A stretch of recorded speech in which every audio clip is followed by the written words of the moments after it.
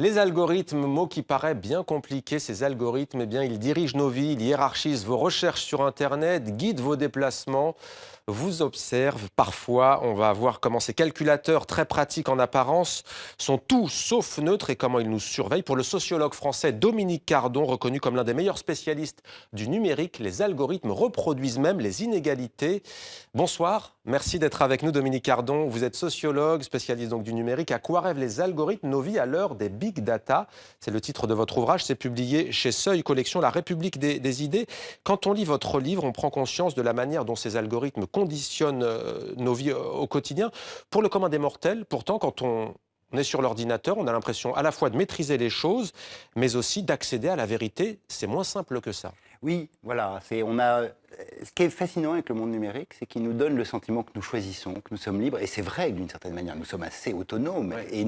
Et jamais nous n'avons eu accès à autant d'informations grâce à Internet, au web et à ces milliers de sites qui nous amènent de l'information.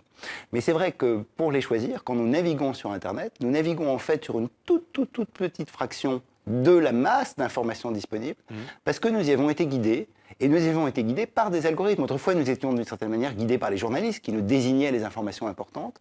De plus en plus, c'est Google qui va hiérarchiser dans sa première page les informations. C'est Facebook qui va liker des informations qui vont revenir dans notre fil d'actualité. C'est Twitter et c'est toute une série de calculateurs qui entourent toute l'économie numérique, l'architecture. On est donc en fait conditionné et vous avez identifié dans vos travaux 4 familles de calculs destinées à classer l'information numérique. Il y a la popularité, l'autorité, la réputation et la prédiction. Oui, l'idée c'est pour avoir moins peur de ces algorithmes, mon idée c'est qu'il faut les comprendre. Il faut les comprendre aussi pour les critiquer et leur opposer d'autres choix. Ouais. Aussi, parce qu'ils ont décidé des choses pour nous et on pourrait très bien proposer d'autres solutions. Mais pour bien les comprendre, il faut commencer à montrer qu'en fait un calculateur, ça calcule de façon très différente. Et les plateformes et les ingénieurs qui ont conçu ces algorithmes ont mis dans le calcul une représentation de la bonne hiérarchie de l'information. Et c'est vrai qu'il y a au moins 4 familles de répartition. Il y a la popularité, c'est l'audience, hein, c'est le nombre de clics, et puis on va mettre, pour tout le monde, on va ramener toute la société vers quelques contenus qui vont susciter l'attention de tous. Ouais.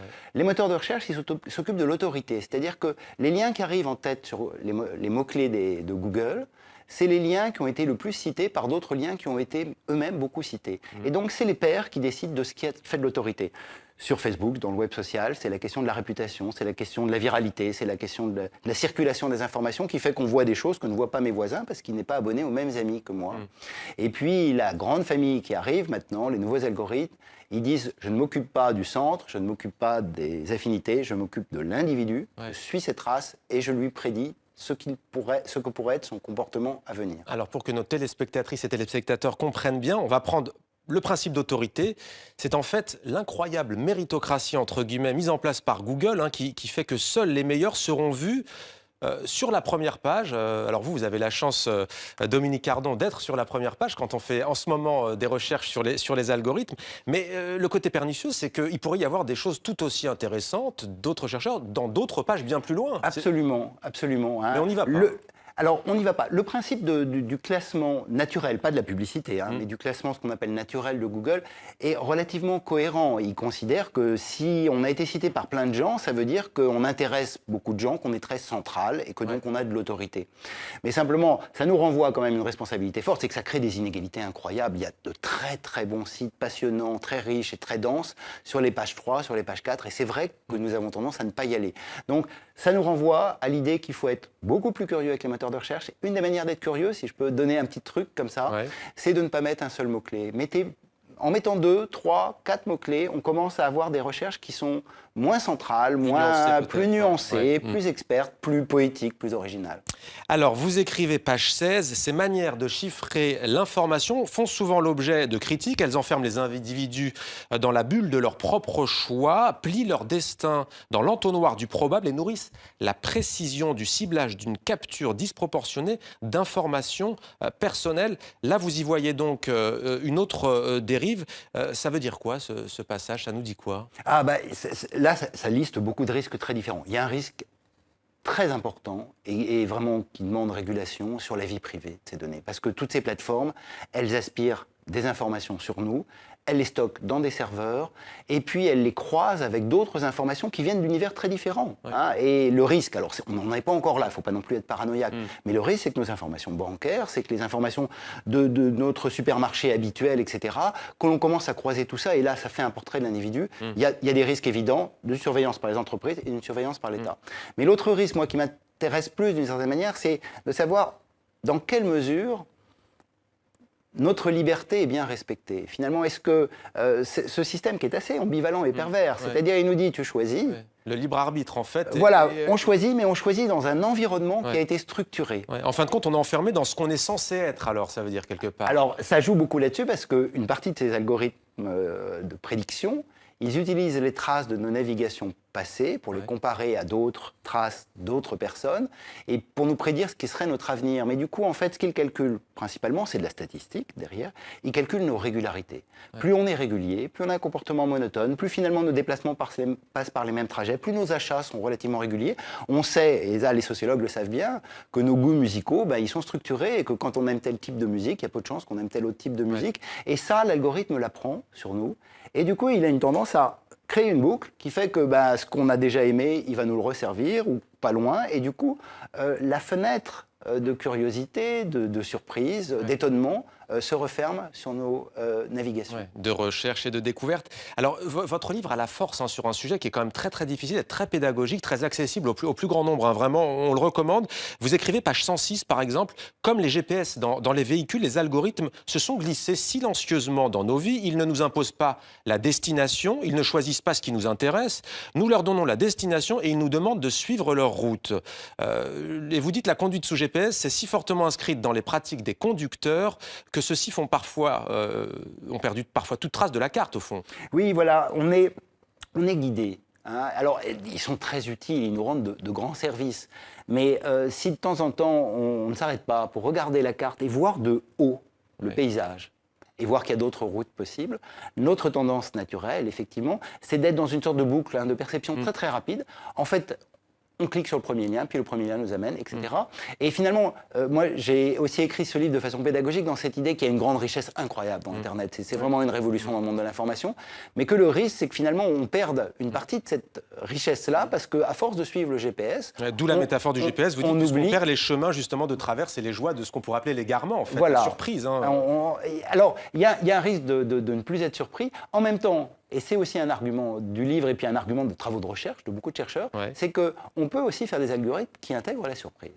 On peut demander aux algorithmes aussi de lutter contre cette idée qu'ils nous guident et qu'ils nous prescrivent un seul chemin, mais qu'ils nous ouvrent à plus de chemins.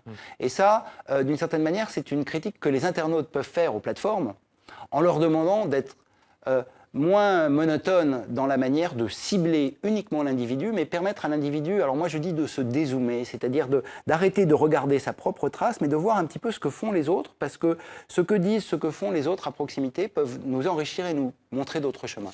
Qui règne, au fond, Dominique Cardon, sur ces algorithmes, ces big data, en fait, ces données massives? Alors ça, c'est très compliqué parce qu'elles sont à des endroits très différents. Les gens des big data, ceux qui font la promotion, nous disent que toute la vie est enregistrée et puis qu'elle est en train d'être centralisée. Non, elle ne l'est pas. En fait, il y a beaucoup de difficultés à articuler ces données. Mais il est vrai qu'il y a quand même des acteurs majeurs, principaux, qui sont tous américains, que ce sont les grandes plateformes que l'on connaît, qu'on appelle parfois les GAFA, Google, Amazon, Facebook, Apple, et qu'ils agrègent de plus en plus d'informations sur nous, des réseaux de publicitaires qu'on appelle les ad networks aussi, suivent nos navigations sur beaucoup de sites grâce aux cookies qu'ils ont déposés sur nos navigateurs. Et d'une certaine manière, ce sont eux qui capturent beaucoup de données sur nous pour produire ces calculs. Et il est temps de comprendre ce que les calculateurs font sur nos vies et sans doute aussi d'exiger de ceux qui enregistrent ces informations qu'ils soient beaucoup plus transparents et respectueux du droit de la vie privée. Et c'est ce que vous appelez d'ailleurs la boîte noire. Vous dites qu'il faut ouvrir la boîte noire des algorithmes. Oui, je crois. Moi, je pense qu'il faut faire une sorte de pédagogie de ces systèmes. Hein. On peut s'en effrayer, on peut vouloir se déconnecter, et ça me semble très noble, mais c'est très, très difficile. C'est devenu incroyablement difficile dans la société numérique, parce que là, on parle du web, mais avec les objets connectés, ils sont en train de venir dans plein d'autres environnements. Une autre manière de les apprivoiser, c'est de les comprendre, de les domestiquer, d'avoir aussi des rapports stratégiques avec eux. Hein. Beaucoup d'utilisateurs d'Internet utilisent des adblocks aujourd'hui parce que le marché publicitaire a trop forcé en mettant des publicités trop intrusives. Donc, les comprendre, les décoder, c'est aussi donner aux internautes des moyens de résister contre la pression qu'ils sont en train d'exercer sur nous. Pour l'instant, c'est vrai que les internautes sont un peu naïfs et ne cherchent pas trop à les comprendre. Vous savez, il y a cette idée un peu d'efficacité. Je veux que ce soit simple, immédiat et efficace. Je veux pas ouvrir le capot. Et moi, je crois, enfin, en tout cas, c'est l'objectif du livre, c'est qu'il faut ouvrir le capot. Bah, terminons justement par son titre. Si je vous dis les androïdes rêvent-ils de moutons électriques, vous allez sans doute me dire que c'est un roman voilà, de science-fiction, bien entendu, des années 60. Philippe Cadic, il n'est pas très réjouissant quand on lit son livre sur le futur qui nous attendait déjà à l'époque. C'est ce que vous nous promettez aussi, au fond. Moi, je serais plus optimiste que Blade Runner. Ah, c'est le livre qui a donné lieu qui a donné le scénario de Blade Runner. Effectivement, c'est une vision sombre du monde. Et moi, je pense qu'on est dans une sorte de moment voilà, de sidération parce qu'on se rend compte qu'on est calculé et du coup, on a l'impression le rapport de force est complètement asymétrique entre l'internaute et puis ses plateformes. Moi, je serais plus optimiste, c'est que je pense qu'on peut les comprendre et qu'on peut, avec des petites tactiques aussi, jouer avec ces algorithmes qui ne nous calculent pas toujours aussi bien qu'on le dit. Hein. Leurs calculs sont parfois un peu imprécis et que si nous, on veut être curieux, si nous, on veut être plus exact, si nous, on veut être aussi plus divers, bah, peut-être qu'on va demander aux algorithmes de faire autre chose que ce que les plateformes américaines cherchent à nous faire aujourd'hui.